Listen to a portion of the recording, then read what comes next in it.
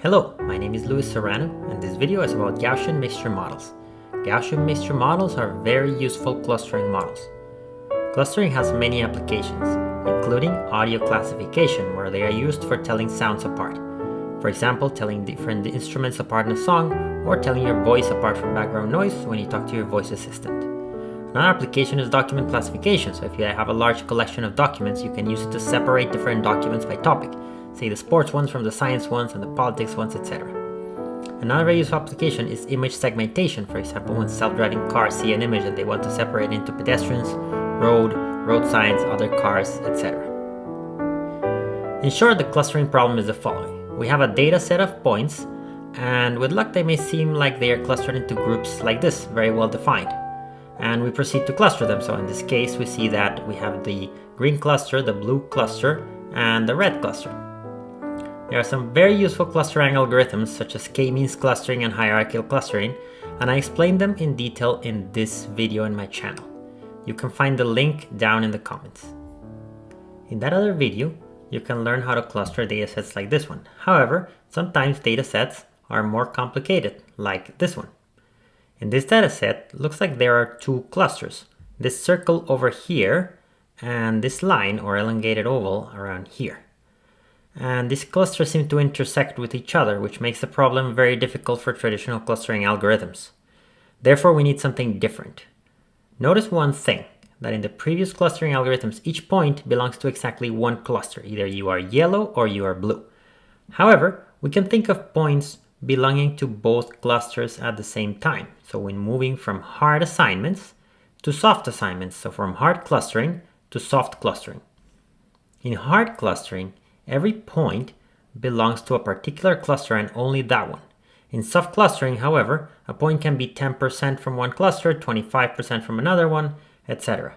So in this case, we have some points which are mostly blue, some which are mostly yellow, and some that belong to both clusters. And the algorithm we'll learn today is a very powerful and very popular soft clustering algorithm which will do this, and it's called the Gaussian mixture model. And why is it called Gaussian mixture model? Well, because it is based on the Gaussian or normal distribution. This one over here is a Gaussian distribution in two variables, and this one is another one. They both look like bumps underneath a really large blanket.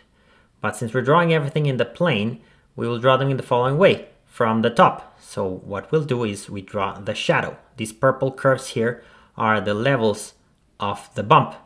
So whenever I draw these concentric ovals underneath, simply imagine a small mountain whose base is on the screen and whose top is facing you. Now, these Gaussian distributions are defined in any number of dimensions, and so is our data. But for the purpose of clarity, in this video, I'll mostly be using two-dimensional data in a plane. So the Gaussians will look three dimensions like this one on the plane. And as I said, we only look at their shadow or their projection. So now we're ready to get into the Gaussian mixture model clustering algorithm, and this one has two major steps. The first one is to color points according to Gaussians. How do we do this? Well, this works the following way. Let's say we have two Gaussians, the yellow one and the blue one. Every point in the plane can be colored with two colors, yellow and blue, according to these two Gaussians. Before we get into details, let's draw some points over here. Notice that the leftmost point mostly lives in the yellow mountain, so we'll color it yellow, or mostly yellow. As we move towards the right, we notice that the points are more half and half. This point here is half blue, half yellow, as it lives in between. And as we move towards the right, we go more and more blue. We get to this point in the right, which mostly lives in the blue mountain, so this one is colored almost all of it blue. And we can do this for every point in the plane. The points that are close to the yellow mountain get mostly yellow, the points that are close to the blue mountain get mostly blue, and the points in between get some combination, some proportion between yellow and blue. But how do we do this more exactly? Well, we do it the following way. And for illustration purposes, I'm going to do it in only one dimension, but you can imagine this as seeing it from the side, so you actually see the mountain from the side. So let's say that now we have lines instead of planes, so Gaussian distributions in one dimension. We have the yellow one called f of x and the blue one called g of x. And now let's say we have 3 points in the line, and for each one we're going to look at the distances to the yellow and the blue curve and take that ratio. So for the first point, we have the yellow distance is much larger than the blue distance. So this point is, let's say, 75% yellow, 25% blue, for example. The point in the middle is 50-50 because it's at that point where the blue and the yellow heights are the same. So this one is exactly half yellow, half blue. And the last point is mostly blue because there's very small distance in the yellow curve and a very large distance to the blue one. So therefore this one is, say, 95% blue and 5% yellow. So if you can imagine doing that for every point, we're calling every point in the line. And if we can imagine doing this in 2 dimensions or in more dimension, you're still coloring points in the plane based on the heights at each one of the mountains on top of that point. And that was step 1, which is how to color points based on the Gaussian. Now we're going to do step 2, which is the last step, and it's the opposite, given some points, how to find the Gaussian. And we do it in the following way. Let's say that these are our points, so the idea is to find the Gaussian that lifts them the most. If our points are like this, then the Gaussian would be this one. And in flatland, which is how we're looking at it from the top, they look like this. So this is how we find that Gaussian. Let's say that these are our points. And I explained this in a lot more detail and with actual numbers and formulas in this video over here. It's called the covariance matrix video. You can find the link right here or in the description. But here I'm going to give you the gist. So the first thing we have to do is find the center of mass of these points. So imagine that these points were weights. Where would you put your finger to balance all these weights? Well, you would put it somewhere over here in the mean or the average, which is called mu. The way to calculate it is you take the x-coordinates and the average of all those, and that's the x-coordinate of the mean, and then you take the y-coordinates and take the average of them, and that is the y-coordinate of your mean. So that gives us good information about the data set, but we need some more. We need to know the x-variance, which is the horizontal spread. How spread are these points in the horizontal direction? Are they all close or are they far apart? This is a number. Similarly, we have the y-variance, so that tells us the spread in the vertical direction. And that still doesn't tell us everything about the data set because we don't know if it looks like a rectangle or a line or an oval or a circle or in what direction it points. So for that, we have something called the covariance. So the covariance tells us a bit more about where the data is pointing. And given the x-variance, the y-variance, and the covariance, we actually know a lot about how our data set looks like. And that helps us find the perfect Gaussian. How? Well, using sigma, the covariance matrix. Now, this data is in 2 dimensions, and so the covariance matrix is going to be a 2 by 2 matrix. But if our data is a 100 dimensional, we're going to have a 100 by 100 matrix. So this is general. The covariance matrix is like this. In the diagonal elements, we're going to have the variances. So the x variance and the y variance. And in the off diagonal, we're going to have the corresponding covariances. So we're going to have covariance of x, y in particular. It's a symmetric matrix and it has some wonderful properties.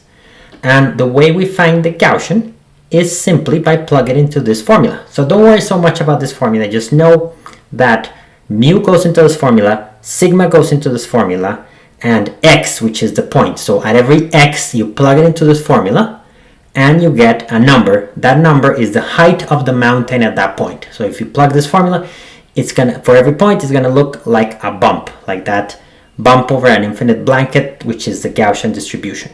This formula may look a little foreign, but this one may look more familiar. If you have seen Gaussian or normal distributions in 1 dimension, this is the 1-dimensional version.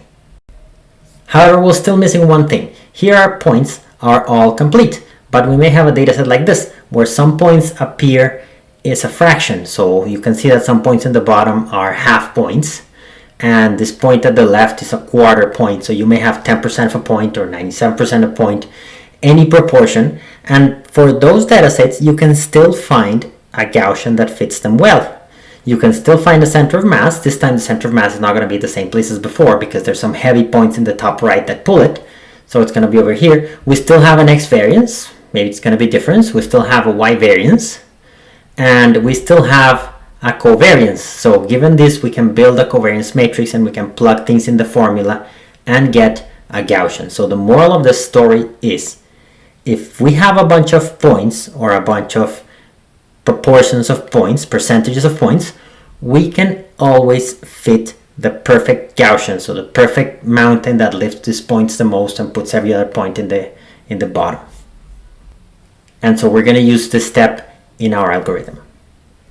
So now that we've done the 2 steps, we are ready to build a Gaussian mixture model, and here it goes.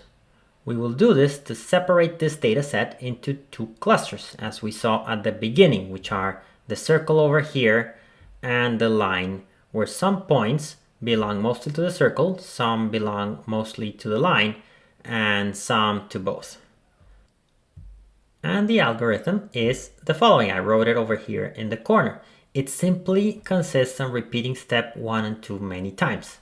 So let me show you. First we start with some random Gaussians. So let's start with one over here and one over here. So we have random mean, random covariance, random variances, and we draw the yellow and the blue Gaussian. Next step is we're going to enter a loop. How long will this loop go? We'll figure it out later. For now, let's just run it many times and see what happens.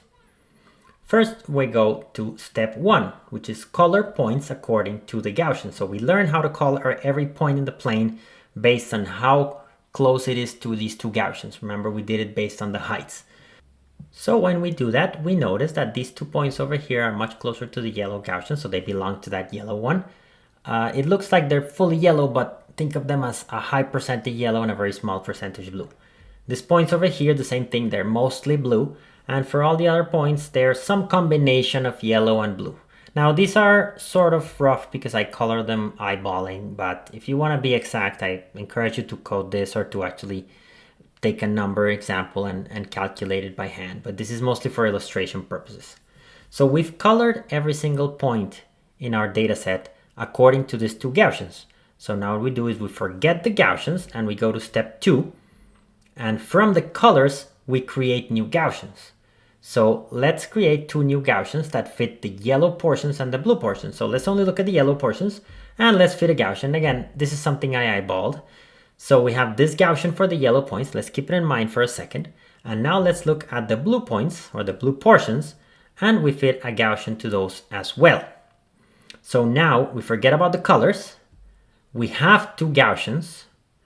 And now with these 2 Gaussians, we are going to go back to step 1 and recolor our points. So you see what's happening? First we color points, then we move to the Gaussian, build Gaussians, then we forget about the Gaussians and we color points again.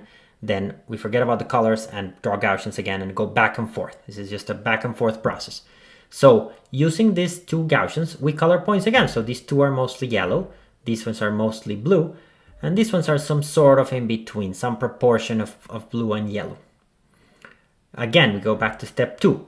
We forget about the Gaussians, and using the colors, we are going to create 2 new Gaussians. So here are the ones for yellow, and here is the one for blue. And now, with the new Gaussians, we're going to color the points. So we go back to step 1. And again, we color, these points are mostly blue, these ones are mostly yellow, and these ones are some sort of mixture. And now we go back to step 2. But notice that now the algorithm sort of stays the same. It terminates, or at least it converges. It changes very little because it reached some sort of equilibrium, right? If we were to run it again, we get the same Gaussians or very similar Gaussians. And if we get this, run it again, we get the same colors or very similar. So we have reached a ending point. So we can say that this loop goes until the algorithm starts converging. Okay, so our algorithm says, while you're not converging, keep doing this. And that's it. That's the entire algorithm for building a Gaussian mixture model. Notice that we got the clusters that we were expecting. Now this algorithm, like many others, is not exact. There was a bit of luck with our initial conditions and our data set, so we may not always reach the desired answer. There are many heuristics that's going to help us. One is to run it several times and pick the best solutions we obtain. Another is to put good conditions on the original Gaussians, restrictions on the mean, variance, and covariances for them to be sort of random enough, but also good enough candidates. So there are many ways to make this algorithm better. So here's a little summary of what we did. We started with our data set and we picked two random Gaussians.